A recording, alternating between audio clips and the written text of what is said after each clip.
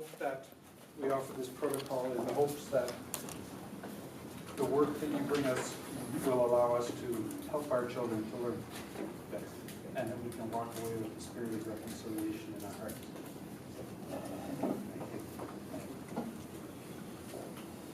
So we're so honored today to have Willie with us. And Willie, remember we talked, tomorrow is the final report, so Willie does have to leave. We're grateful he's here. I just want to tell a quick story that I heard from Willie as early as the 80s, and it stuck with me in everything I do, and it's been my philosophy for life. And we've talked about this. Is that when Willie, he's on 3 Wall of Fames at the University of Alberta. He's a sportsman, he's an athlete. And he was playing ball, and he was in John Ducey Park, I believe, and he was up to bat. And he was ready to hit the ball, and somebody from behind him yelled, "Hey, Indian, go home." And I think you probably felt like taking the bat and finding who it was. And then over the summer, they went to Jamaica, and he played ball in Jamaica. He's up to bat again, and somebody behind yells, "Hey, Whitey, go home." And the reason I tell that story, and the reason it's affected my whole life and everything I do, because it's about perspective and how you look at something, and how as educators, we need to teach both sides. So, Willie, you're on.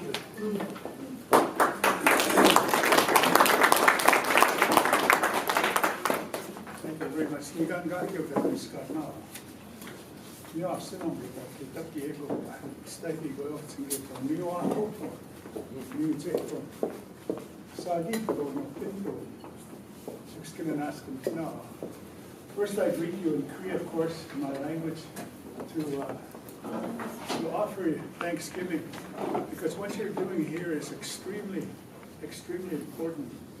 Because tomorrow is the end of our commission, but it's only the beginning of the work. And what you've done here illustrates to me what needs to be done across the country. We were asked a few times, or several times, people ask you, as an individual, what can I do? And the only response we've been able to come up with so far is that read the 94 calls to action. And that's what you've just illustrated here, because it's not 94 pages. It's only about 10 or 12 pages. So we ask people to, first of all, become acquainted with the calls to action. And what Mayor Bill Elliott alluded to in terms of reconciliation actually came from a study that was done. And you may be aware of the study, but it was done at the United Nations on words and which words do we use to make impact, and which words are the most easy to ignore. And you know what? The 2 first words are the easiest to ignore. Number 1 is recommendations.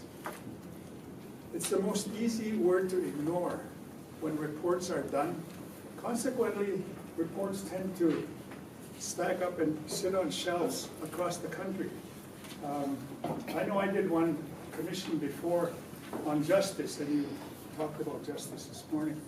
I did a review that I chaired in Saskatchewan on the justice system and how it can be improved as it relates to First Nations, Métis, and Inuit because of the high incarceration rates. Well, as it turned out, I thought I better look at what's been done before. And I found out that there were 33 studies that had been done on justice and First Nations. And yet the incarceration rate, out of 3,000 recommendations, the incarceration rate was going up.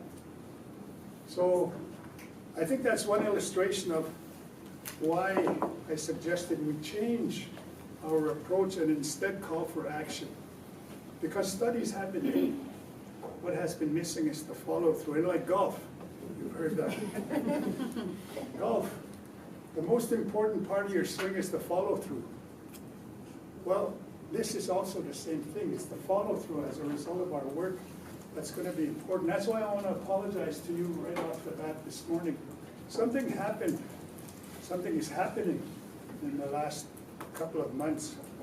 If I was to say to you 2 months ago, you know what, the Prime Minister of Canada is going to commit to implementing all 94 calls to action.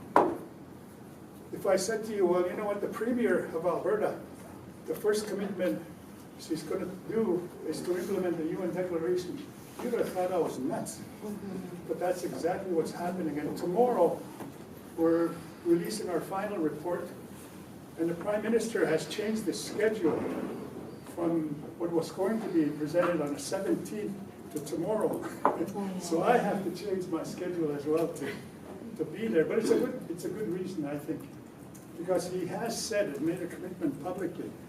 In fact, if you look at the mandate letters that the ministers received from the Prime Minister, you will see, like you've done here on the wall, our calls to action are embedded in the mandate letters to the ministers, which is really, really significant in terms of implementation and follow-up.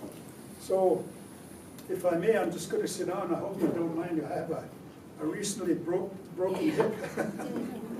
I still play hockey now. They tell me now it's time to quit. They tell me it's time to quit. So, but anyway. So things are happening in a good way provincially with the new government committing that they're going to implement the declaration. They're going to implement the calls to action. The Prime Minister is saying they're going to implement all 94 calls to action. As recently as last week at the National Chiefs Assembly, he said that. So, something else happened last week that I don't mean to be critical here, but we've been asking for a meeting with the Prime Minister ever since day one of our work. For 6.5 years, we were refused. On the day we released our summary report in June, we had the opportunity to meet with the Prime Minister. And my only reason to begin at the beginning was to thank him for assigning us this task, which has turned out to be the largest consultation ever held in Canadian history with Indigenous peoples. You'll see the statistics of how many communities we went to, how many days of hearings we held, how many student survivors we heard from, almost 7,000. And I was asked about halfway through the commission, well, is there something that surprises you? And I said, yes, there is. I didn't realize, I knew the abuse was in the schools. There was abuse, physical, mental, cultural, spiritual, and worst of all, sexual abuse. I lived through that, so I knew the abuse was there. What I didn't know was the depth of the abuse. It's unbelievable, the stories that we heard about the abuse that went on to children in these schools under the guise of education. Unbelievable stories. So, and having said that, I've been quoted a few times by saying that not only did I live through that, but I used to hear my story told in front of me over and over and over again. Excuse me. What might be insignificant to some, I heard stories about punishment, severe, severe punishment to children for being left-handed because they were seen as being a devil's child. That's what they were called. One woman even said to us, you know, I was called a devil's child when I was small. I began to believe it. So when I grew older, I tried to prove I was a devil's child. I got into trouble with booze and alcohol, booze and drugs. Ended up in jail so many times, trying to prove I was a devil's child. So that's some of the impact spiritually and mentally with those kind of experiences. So anyway, I'm left-handed. I was told I was possessed by the devil. At recess time, I used to have to stay in class and learn how to write right-handed. And I would see my friends over there playing ball outside. By the way, I played ball in Jamaica for 1 year at winter ball. That's where I got the name Whitey. So I used to have to learn how to write right-handed during recess time. But you know, in retrospect, I thank the nun that made me do that all the time. Because I became ambidextrous. I can play tennis either hand. I can play ping pong either hand. I can not quite as well play hockey at the other side, but one time I broke my collarbone, and I just switched hand at university. I could still take notes, but so I thank you, sister, for doing that. So last week, something else happened. we were asked to brief all the members of parliament and the senators about our work. Can you imagine that happening? For 2 hours, we sat with the members of parliament and senators and told them about our work. In fact, we did a handbook for parliamentarians on the UN Declaration on the Rights of Indigenous Peoples. That's what I'd like to share with you briefly in the time, because you saw it kind of across the clusters you've approached your review with. And I think that's the right way, by the way. Through Mayor Elliott, Mayor Iveson, and Mayor Flueni, what the mayors have done across the country, I think it's all 5,000 of them, made a commitment. And the commitment was they're going to take the 5 calls to action that are directly related to mayors and municipalities, and they're going to implement them. I mean, talk about leadership that the mayors are providing. I think that's outstanding. So we had a chance to brief the MPs. Now they can't say, well, I don't know anything about it. In fact, they called us back. So what we're going to do in the House of Commons is we're going to take clusters like you. In fact, I hope I get copies of that, because that's the proper approach. So I can talk to members of parliament and senators in a way that it's not overwhelming, because they did make a commitment to do all 94, but I think approaching like the mayors did, 5 calls to action, and implement those. I think that's the right approach. You'll see that there's only 14, I think, calls to action on education. I have to tell you the truth. You probably see my fingerprints or thumbprints. Yes. Some of those recommendations, like in sports. But what I think is important to underscore is that if we take the clusters and work on those, that way we can, across the country, it's happening in different areas. As you heard Judy say that, by the way, we have a son here. If my son is brave enough to stand up to admit he's my son, could you stand up? I have to introduce my family. So my son is here. Come So, I just learned to have 2 daughters. And Cree we can, through ceremony, of course, adopt people, and we have an extended family. So there's your aunt and uncle sitting over here.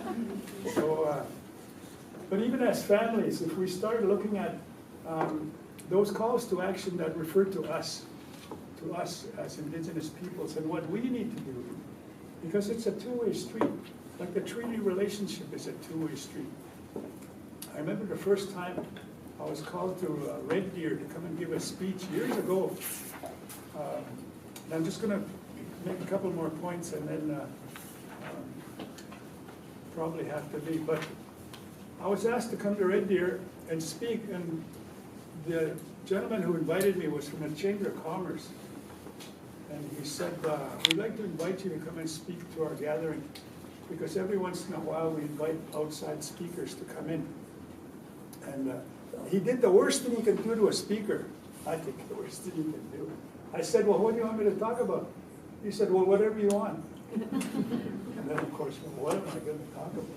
So he called me later and he said, we're going to put it in a little program. What are you going to talk about? And I said, I'm going to come to Red Deer and talk about your treaty rights. He said, what? I'm going to talk about your treaty rights. So I came here and I talked about the treaty rights, because it is indeed a two-way street. That you, as I, have treaty rights and benefits, but we also have responsibilities. So one of the lenses that we're suggesting happen when people look at the calls to action is to look at it through your position as a treaty. Because all Canadians are treaties. We make that point in our report. So tomorrow we're going to release 7 volumes of our report. And as I said, the Prime Minister is going to receive them and he's going to respond to them. Everyone else, as the lawsuit party, has responded. The church groups, for example, the faith groups that are responsible as contract parties, have all apologized. The Prime Minister Harper apologized on behalf of Canada. By the way, the Pope hasn't apologized yet. We were close in Philadelphia when he said Mass in Philadelphia recently. We were kind of on a wait list to meet with him. But not, I was told, don't give up. So we're going to be calling on the Pope for that apology, because it's important. You know, people told us, you've made it very hard for us to go from truth into reconciliation, because there's a spectrum that's there. Yes, it's important to hear the truth. Yes, it's important to have an apology, to hear an apology. But very, very importantly, they said, it's also important to allow for forgiveness.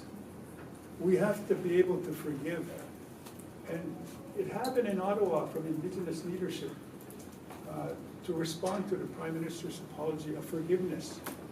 Because people say you can't move forward in a healing situation unless you've got both, the apology, the forgiveness.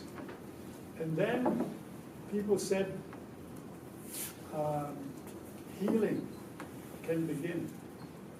And with healing comes a feeling of justice. You start to feel that there's a just society. And after that, you can move to reconciliation. So it's a spectrum, I think, and there's two missing pieces here. One of course, is the forgiveness. That if the Pope were to agree to come here and apologize, I'm sure there would be a national forgiveness, because many people are still angry. They say to me, I'm never going to forgive the Catholic Church for what they did to me. Or I'm never going to forgive the churches for what they did to us. You hear those comments still today. So there's a block there in terms of healing. If you're going to heal properly, as this one old man up north said, I hear you guys are talking about healing. I think what you need to do, he said, is go back to the bush. Go to the bush, he said, and pay respect and put tobacco down in the 4 directions and talk to the tree. Talk to the tree. But if you really want to heal, he said, listen to the tree. Listen. Because we weren't only taken away from our parents when we were taken from our parents to be put in residential schools, we were also removed from the land, our sacred relationship to land. And you need to heal that too. I thought, wow, that is really significant. And there's traditional knowledge like that across the country.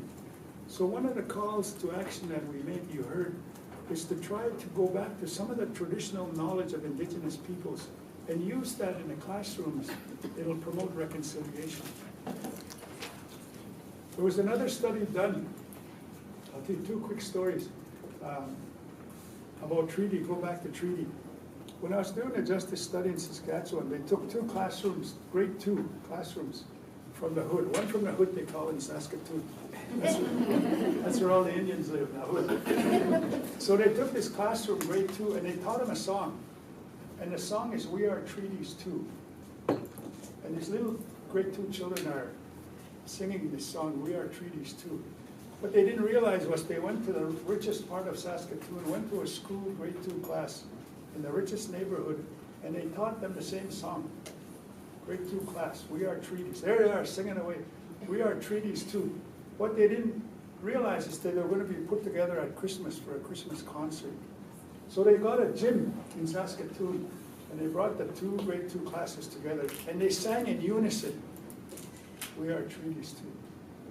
And the power of that, in terms of the impact on the parents, they didn't realize, the parents didn't know that it was going to be done either.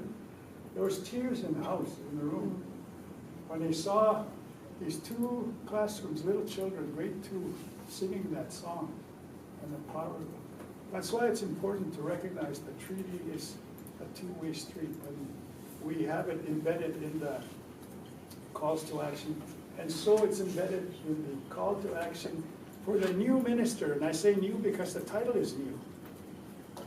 You know, we heard one time that in the old days we used to be under the Department of Citizenship and Immigration, and government realized we were neither, so they changed the name. they put us into fish and wildlife. Well, that was kind of worse.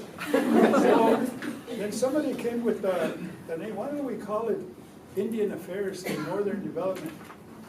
Good name. So that's what we were called for a long time. And then all of a sudden it changed recently to Aboriginal Affairs and Northern Development. Well, now guess what? It's Indigenous Affairs and Northern Development. And the significance of that, in my view, is that the word indigenous means it's the land, the people of the land, Inuak, Nehiwak, Kaskteoyastak, Kainai. So now people can identify themselves in their own language, in their own way, who they are. Because somebody said the reason we were called Indians because Christopher Columbus got lost. And in that doctrine of discovery that you talk about over there, by the way, that doctrine of discovery has not been repudiated. That's why it's so significant that we have it in there. Jordan's principle, Alberta is the only province in Canada that has not adopted the Jordan's principle. So that's why it was significant it be in there. And I think you know the story about little Jordan who died in the hospital. But anyway, the minister's mandate letter also says from the Prime Minister to reestablish the nation-to-nation relationship in Canada. And some people are afraid of that. Immediately they say, oh, you're going to break away from Canada. There's only one nation. But at the international level, the word nation has 7 elements to it. And usually, recently, for example, when the Soviet Union, the Soviet Republic, disbanded, each of the new nations were asked 7 questions. Do you have your own government? Do you have your own language? Do you have your own territory? Do you have your own culture? Do you have your own religion or spirituality? Do you have your own defense? Do you have your own currency or money? Well, the rule is you only should be able to say yes to 4 of them to qualify as a nation. So if you ask the Cree that, they'll be able to say yes to all 7 questions. Yes, we have our own spirituality. Yes, we have our own language. Yes, we have our own territory. Yes, we have our own government. Yes, we have our own culture. So don't be afraid of that word nation. Some people say a nation-to-nation relationship. It's not about separation, it's about inclusion. So I just thought I'd mention that. And lastly, the UN Declaration on the Rights of Indigenous Peoples, you've heard, it took us 25 years to get that adopted. 25 years to get it written, actually. It's the most debated declaration in UN history. And one wonders why did it take so long to get agreement on a UN declaration, which actually says all the international laws will hereby apply to indigenous peoples, like human rights. I came home one time after a session at the UN. By the way, I was in Paris last week at the climate change conference. You know what I was able to do? I was able to use the declaration because there's 3 references in the UN Declaration to environment and climate change. And I put those 2 together with the UN Declaration. I'm sorry, the calls to action. And I've made a presentation in Paris to say to them, we have just concluded a study in Canada called the Truth and Reconciliation Commission. We make calls to action on climate change. And now you can take those calls to action, put them with the UN Declaration, and you have a solution. Climate change, as far as indigenous peoples who are most impacted by it, have the knowledge as solutions. My uncle has just completed 4-year ceremony, water ceremony. 4 years. Because we have a belief that there's spirit in water, nipi. We say nipi, but it's actually niapimatsoen. They take the first 2, ni-pi, niapimatsoen. It means I am life giver, or I'm the giver of life. That's what water is. So for Thanksgiving, he did a 4-year ceremony, and Judy, along with Roy, did a 4-year ceremony on water, because we have a water ceremony. We have ceremony for trees. We have ceremony for Thanksgiving. People said, gee, you guys pray for everything, don't you? I said, yeah, we do. I was at the UN one time, and I was asked to go to the chairperson, and I said, Madam Chair, I've been asked with the duty to come here and say, could we have 3 minutes for an invocation at the beginning of the meeting? He said to me, Mr. Littlechild, you know we don't pray at the United Nations. Well, it's not kind of like praying, it's kind of Thanksgiving, you know? It's to offer an invocation. She said, how long is that going to take? I said, well, I don't know, it's up to the elders. We asked some elders to come up. So she said, okay, but I'm going to be strict. Well, I had to watch. So I went back to the meeting and I said, we're able to do our prayer song. So 4 elders come up with hand drums, eh?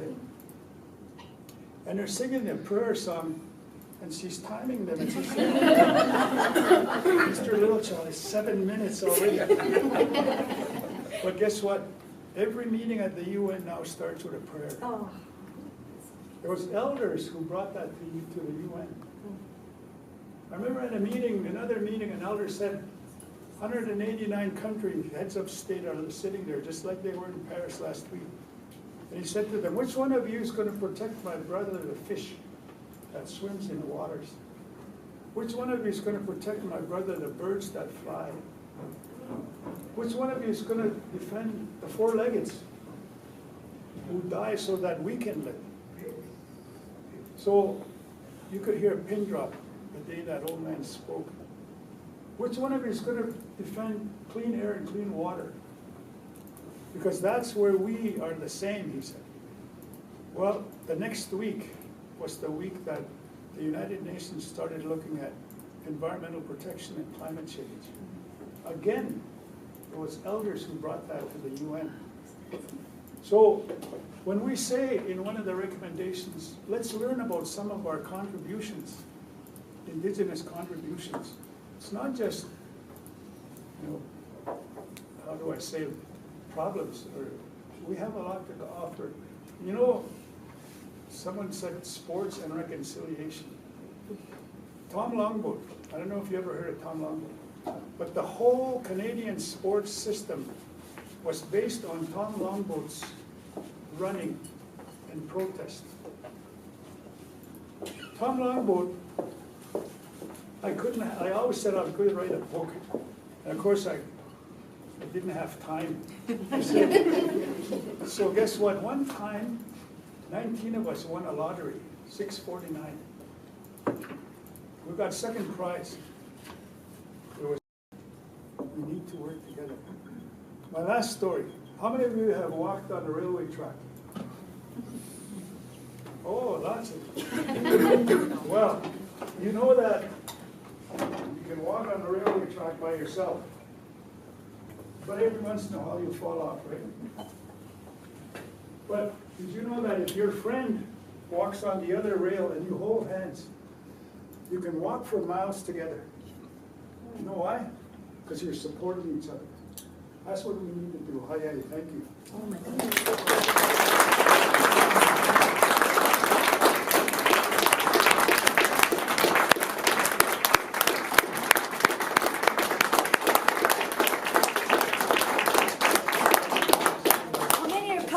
Gifting these to Willie to take with him. Everybody here?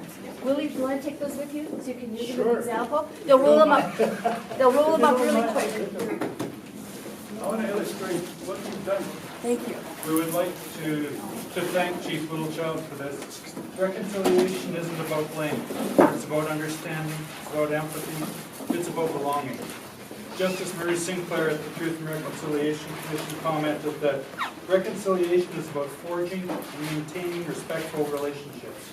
There are no shortcuts.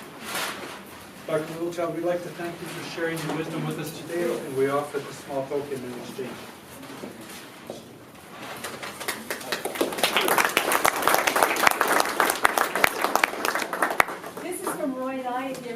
home long enough to do it. Oh, I just, Willie, for honoring us today with your wisdom and words.